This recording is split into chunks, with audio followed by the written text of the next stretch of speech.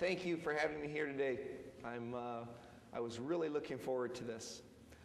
Caterpillar actually used to have a major presence where I'm from in the Quad Cities, and it's quite a privilege for me to come speak to a group of people from such a first-class organization, so thank you for that.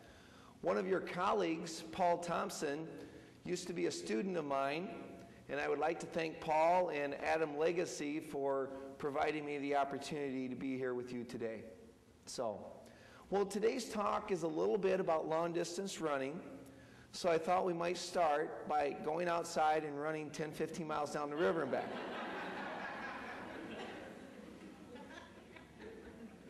Just kidding, of course. I had the most amazing and exhilarating experience of my life last year in running the Leadville 100. And it has changed me in a lot of ways. And while I love talking about the subject of the race, I think what's more important are the life lessons that I learned from doing this. And I think there's a lot of relevance to what happened to me at Leadville and to what's going on here today in your training. Thought I would just start off with a little bit about some information that was new to me less than 2 years ago. I was just visiting with someone this morning. They said, I've never heard of a race like this. Well, it's not very popular. It's starting to gain in popularity, but the term ultramarathon might not mean anything to most people. So, a little bit of education here.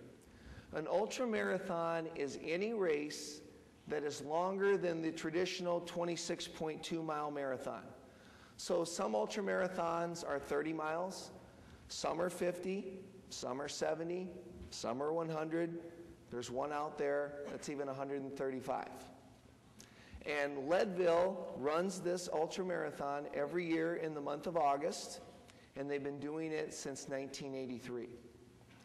So to start today off, why don't I tell you a little bit about this race? The race is what they call an out and back. So we started in Leadville, Colorado. We ran 50 miles out into the mountains and 50 miles back.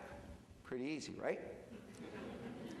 For those of you who have not heard of Leadville, it is a small rural community that is located about 75 miles west of Denver, Colorado, and it's nestled up right in the Rocky Mountains.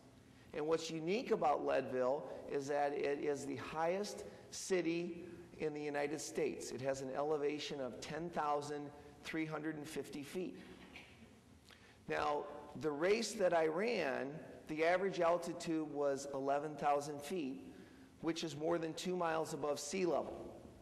You probably heard of Mile High Stadium in Denver, Colorado. That's a mile high, and so Leadville would be twice as high as that. Now, in the Midwest, we're about 1,000 feet above sea level. And what that means is that the barometric pressure out in Leadville is about 1/3 of what it is here, which makes it very difficult for the lungs to take in and process oxygen. Translation for the non-meteorologist, it's really difficult to breathe.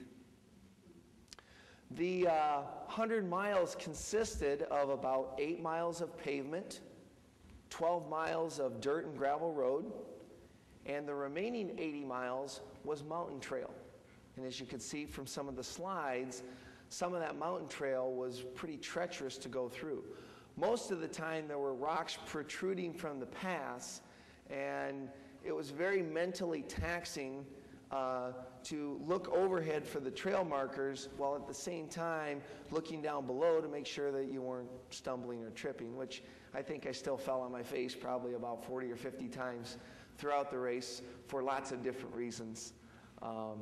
One is what you learn in this kind of race is after a while mentally you start to shut down, and the communication that takes place between your brain and your muscles is not entirely clear. There were many times I saw the rock that I tripped over, and I looked at that rock and told my brain that that rock is about 8 inches above the ground, and it communicated to my foot that I needed to raise my foot about 10 inches above the ground to get over the rock, but the foot didn't quite get the message and only went about 4 inches, and I would hit quite often and go right down, just get back up and keep going. Let's see, there were 6 major mountain climbs during the race, and 2 of those mountain climbs ascended into the sky about 2/3 of a mile. Sometimes it's hard to visualize height. So I thought I'd put in a picture that might help you see it a little bit better. Imagine taking a 100-yard football field and standing it up on one end, and then stack 11 football fields on top of each other. And that's about how high that we ran. Or if you've been to Chicago and have seen the John Hancock building, take 3 of those and put them on top of each other. And then run that climb that after running 42 miles and then doing it again after 52 miles.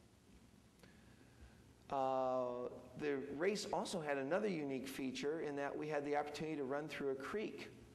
This creek was 3 feet high and 25 feet wide, and so we had the pleasure of running with wet feet for a while we were out on the trail. Experienced a lot of temperature fluctuation.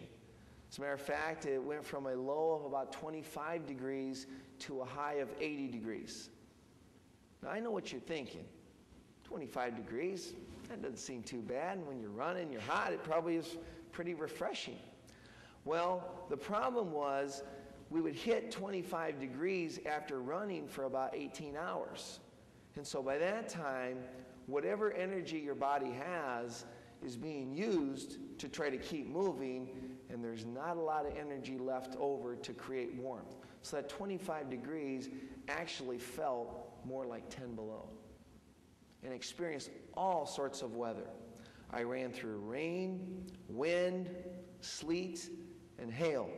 When I came back, I just about signed up for the civil service exam because I thought I was ready to become a postman. Leadville has the lowest finish rate of any ultramarathon in the world. Of the 468 people who started the race, less than 45% of the people finished. The race started at 4 o'clock in the morning on Saturday, August 20th. We ran all day, we ran all night, we ran into the next day, and I finished a couple minutes before 10 o'clock in the morning on Sunday. As a matter of fact, I had 2 minutes and 17 seconds left before the cutoff, which means that if I had run each of my 100 miles 1.5 seconds slower, I wouldn't have finished on time. So I feel very fortunate and very happy that I was able to finish this thing. Leadville's also the type of race that's different than other ones that you might do, because so many little things can knock you out of the race. Things that you might not think of when you're just doing a running race. You might think, well, all right, if I eat well and I get in good aerobic shape, I'll be able to finish any race I start. That's not the case in Leadville. A blister on your foot could knock you out of the race.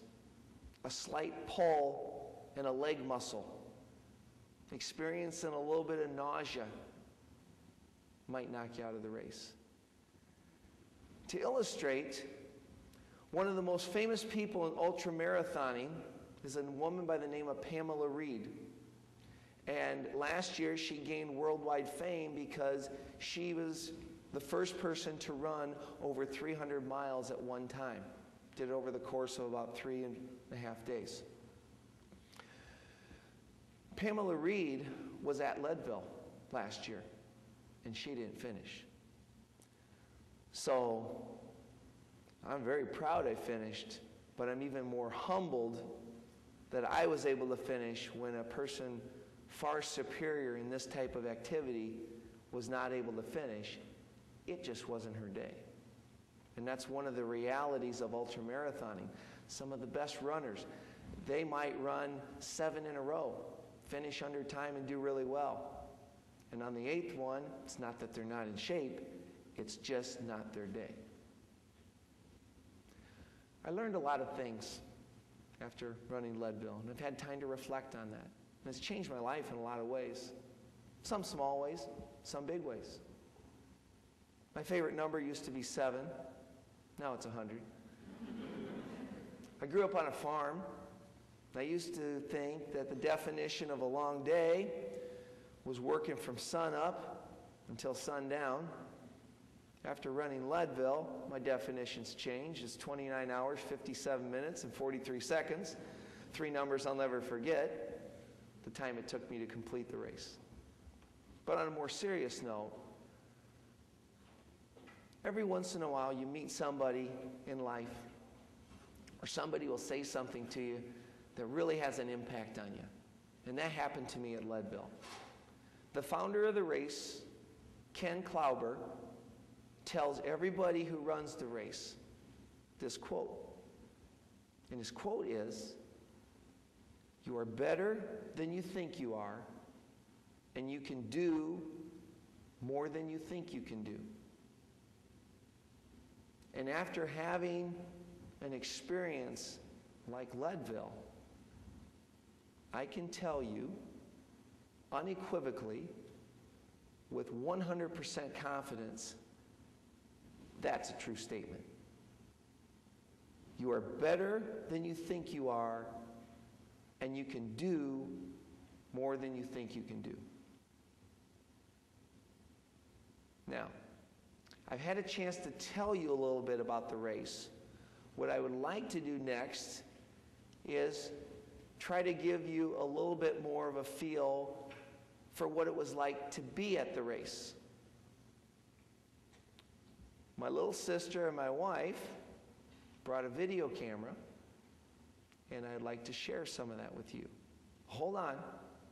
I don't want you to worry. I'm not going to make you sit here for 30 hours and watch the race. It's only about a 9-minute clip, but I think it will give you a little bit more perspective as to some of the things that I was going through. So we're going to watch that DVD right now, and then we'll pick up after that. How are you feeling? I want some new socks. Okay. Okay, your favorite pair? Yeah. Sorry,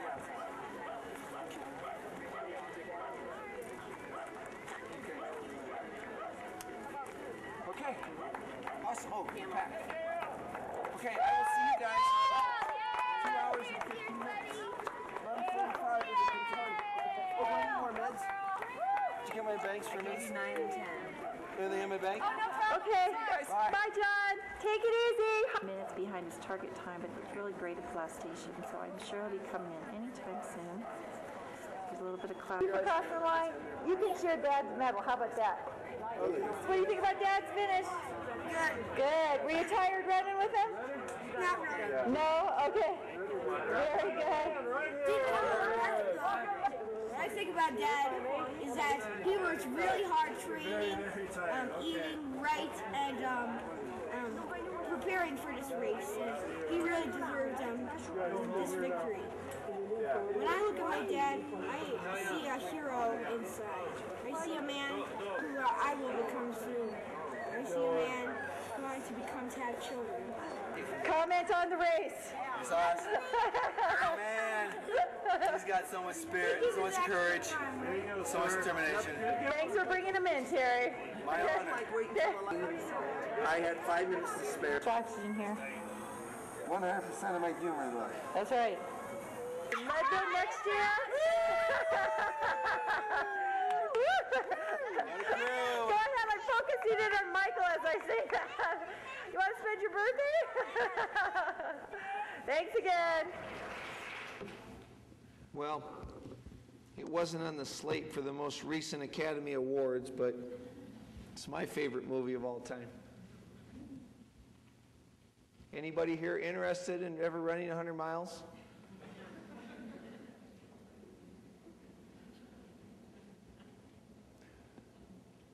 you might be wondering what I might have to say that would be relevant to what you're doing here today if you have no interest in running 100 miles. As a matter of fact, I think that there are a lot of parallels between Leadville and life in general and in career planning and career development and career growth. Let me tell you a little bit about myself. I'm 41 years old. I did not play sports in college. And at best, throughout junior high and high school, people might have said I was an average athlete. I do not run several times a week like most people do who run these types of races. Before training for Leadville, the furthest I had ever run was a marathon back in the year 2000. The term non-runner actually fits me pretty well. That's how infrequent I run. And for people who run Leadville, they tell you, if you don't live in Colorado, you need to be in Colorado 2 to 6 weeks before the race starts. I showed up less than 2 days before the race. The reason they ask you to show up early is to acclimate to the altitude. I wasn't doing this out of spite or to show how tough I was. It's just our kids started school, and that was the only time I could get out there.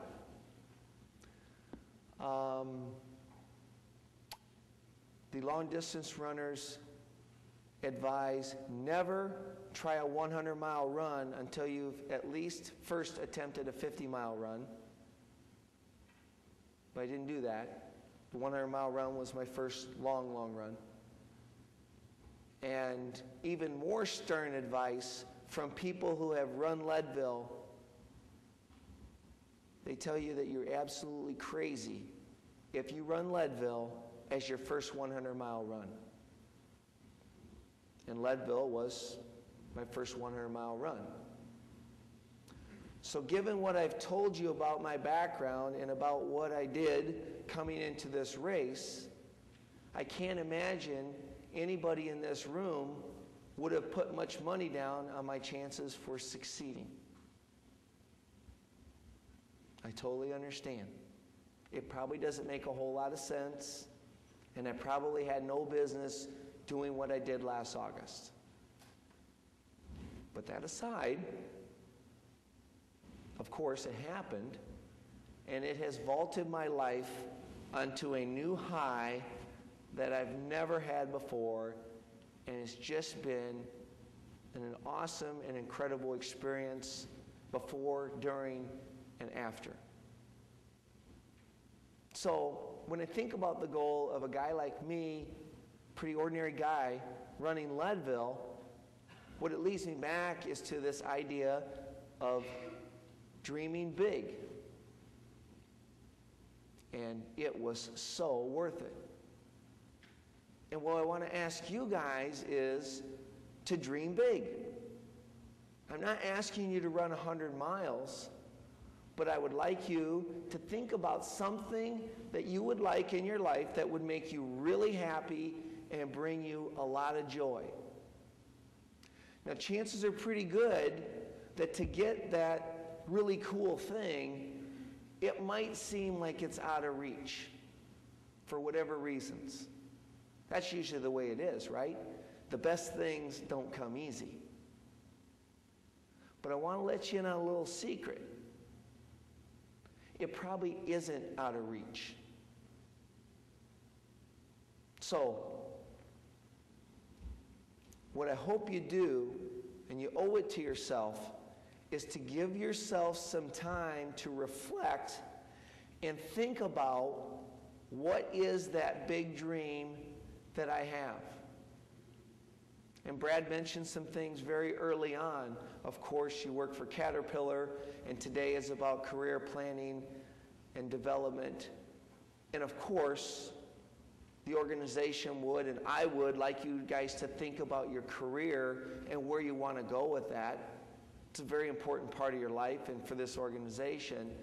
But I can also tell by the people I've met here and seeing what I've seen that this organization is interested in you guys being happy as people, being happy with your families, being happy with yourself outside of work. So the dream big is not just about, I want to be the CFO. The dream big might be something similar to a Leadville or something like that. Hopefully you'll have several big dreams. That was mine a couple years ago. And I have some others going on as well. There's, talking about big dreams. And it's funny, you can think of things on different levels.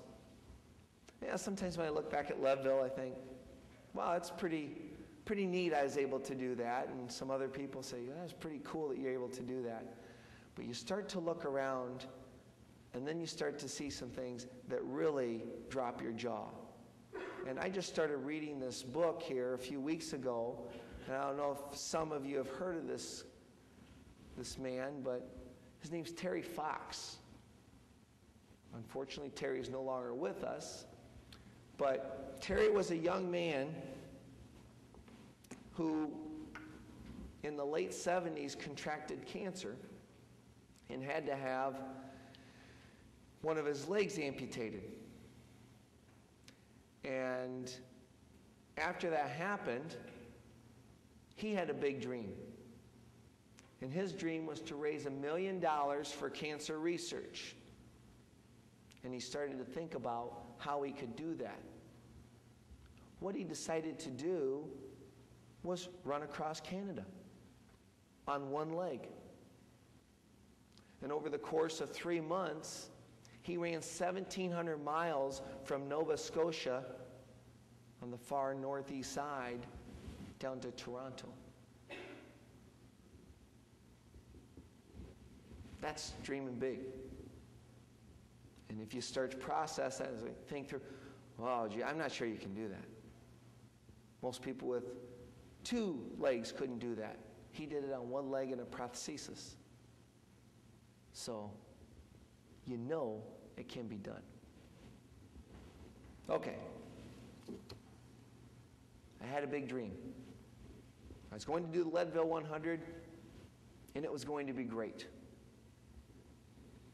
But to have a dream and to just leave it at a dream is probably not going to happen. I had to put a plan in place as to how I was going to achieve that dream. And in this particular situation, I was starting from ground zero.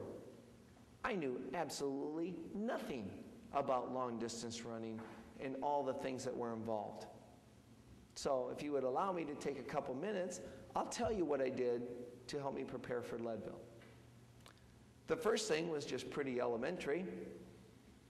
I thought, if I'm going to run 100 miles, I guess I need to prove to myself that maybe I can run, 10 and 15 and 20 miles. So that was an easy start. I just started going out and started running longer distances. That was working out pretty well. The higher I went, the harder it got, the more sore I got, but it was a start. I also quickly figured out that this type of a race was not just about going out and running long distances. That for this type of physical challenge, and I think a lot of physical challenges, there's a very strong mental component to what's involved. And boy, was there ever a lot to learn about running this type of a race. It's not just about conditioning your muscles to keep going. You have to figure out, how do you run 100 miles and not get blisters on your feet? How do you run and not get altitude sickness when you live at 1,000 feet and you're going to be running at 11,000 feet? How do you prevent from being dehydrated? How do you not fall asleep How do you try to manage pain? And in the course of Leadville, people lose on average 12,000 calories. It's a great diet plan. However, once your body loses 5,000 calories, if you do not replenish that, your body will shut down. And you may have nerves of steel and willpower to boot, but your body will refuse to continue to move. So doing the math, which I know you guys are good at in this department, you must find a way to consume at least 7,000 calories throughout the race. Now, I don't know about you, but normally when I work out, I don't enjoy eating or drinking.